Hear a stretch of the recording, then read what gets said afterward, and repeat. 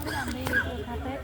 तर त्या अशाच आपल्या कचऱ्यामध्ये न जाता त्याचा जर आपल्याला वृक्ष संवर्धन करायचं असेल किंवा वृक्षारोपण करायचं असेल तर हा एक मार्ग आहे की तुम्ही जरी हे स्वतःच्या कंपोस्ट खतातून किंवा ह्याच्यातून तयार करून जरी आमच्याकडे सीड बॉल आणून दिले तरी चालतील किंवा तुम्ही बिया आणून दिल्या तरी चालतील. एक उदाहरण आंब्याचं दिलं त्याच पद्धतीने आपल्याकडे खूप छोट्या छोट्या भाज्यांच्या म्हणा म्हणजे किचन गार्डनच्या बिया असतील किंवा जिथं आपल्याला आता मोठ्या आता मी बघितलं कित्येक म्हणजे मोठी आपल्याला जी काही रस्त्याच्या बाजूला करायचे वृक्षारोपण किंवा आपण मोठ्या ह्याच्यामध्ये जंगलामध्ये किंवा ह्याच्यामध्ये करत असतो तर तिथं आपल्याला पारंपरिक पद्धतीची झाडांची गरज आहे. मग त्याच्यामध्ये आंबा असेल, चिंच असेल किंवा आवळा असेल, अशोकाची मोठी वृक्ष आहेत की ज्याच्यामुळं आपल्याला पूर्ण वातावरणामध्ये आपल्याला हिरवेपणा राहून गारवा राहून थोडंसं आपल्याला तापमानामध्ये बदलामध्ये आपला मोठा सहभाग होऊ शकतो. आज खूप मोठ्या प्रमाणात आत्ताच सांगितलं की हवामान बदलाचा मोठ्या प्रमाणावरती विपरीत परिणाम होण्याची सुद्धा शक्यता नाकारता येत नाही अशा अंदाजसुद्धा आपल्याला मिळालेले आहेत. आणि ह्याच्यामध्ये आपली गरज आहे सर्वांनी आपण एकत्र येऊन आपल्याला वृक्षारोपण आणि वृक्ष संवर्धन ह्या गोष्टीकडं जाणं खूपच गरजेचं झालेलं आहे. मी तर असं म्हणेन की तुमच्या प्रत्येकाच्या घरासमोर जी काही जागा असेल किंवा जे काही गार्डन असेल त्याच्यामध्ये तर तुम्ही हिरवेपणा ठेवाच, पण जिथं आपण करू शकत नाही पण आपली इच्छा आहे तिथं आपल्याला हा मोठा मार्ग आहे. जे ओपन स्पेसेस आहेत ओपन स्पेसेसमध्ये सुद्धा आपण या सीडचं वृक्षारोपण करणार आहोत.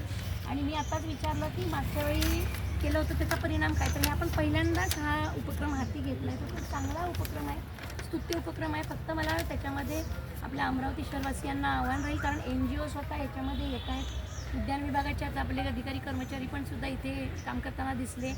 तर याच्यामध्ये केवळ फक्त प्रशासन म्हणून चालणारा नाही आहे की हा हे बघेल हे बघतील वगैरे किंवा NGO करतायत ना करतील असं नाही.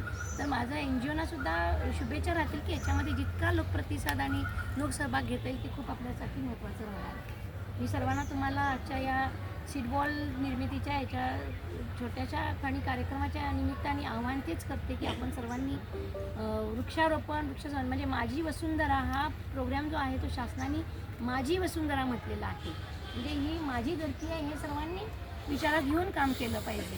की शासनाचा फक्त कार्यक्रम नसून आपला कार्यक्रम आहे, माझा कार्यक्रम आहे असं जर आपण सर्वांनी विचारात घेतला तर याचं खरोखर चांगल्या पद्धतीने होईल. आणि काही आमचाही विचार आहे की आता 1 जुलै म्हणजे मान्सून सुरू होणार त्यापूर्वी उद्यान विभागामार्फत आम्ही सुद्धा म्हणतोय की ओपन स्पेसेस किंवा अशा जागा निवडा की तिथे आपल्या नागरिकांना जास्तीत जास्त ऑक्सिजनचा वापर करता येईल.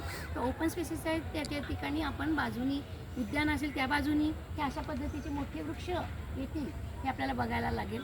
हे मी परत एक वेळ तुम्हाला सर्वांना सांगते. काही खूप अगदी म्हणजे शेंदूरचं बी तर बी पहिल्यांदाच पाहिलं किंवा हे जे आहे रतनगंगा तर मी ते विचारलं की ते काय आहे, तर ते रंगनिर्मितीचं म्हणजे नॅचरल खूप काही आपल्याकडं आहे पण ते आपल्याला त्याचं संवर्धन करणं आणि त्याचे मूल्य जोपासणं खूप गरजेचं झालेलं आहे. तर अशी मी फक्त 1-2 उदाहरण दिली. रीता आहे त्याचा आपल्याला नैसर्गिक आयुर्वेदिक सगळे वापर माहिती आहेत पण ते आपण फक्त वाचतो आणि सोडून देतो.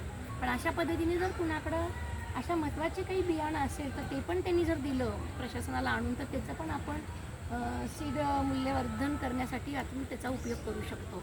इतकं मी सर्वांना आवाहन करते. आणि ह्या स्तुत्य उपक्रमाबद्दल मी माझ्या सर्व अधिकारी वर्गाला आणि सर्व उद्यान विभागाला सुद्धा शुभेच्छा व्यक्त करते आणि धन्यवाद देते की असे छोटे छोटे कार्यक्रम घ्या पण त्याच्यातून वृक्ष संवर्धन आणि आपल्या हवामान बदलामध्ये आपण काय परिवर्तन आणू शकतो त्याच्यामध्ये आपण काम करू शकू अशा पद्धतीने वाटचाल करूया. खूप खूप धन्यवाद.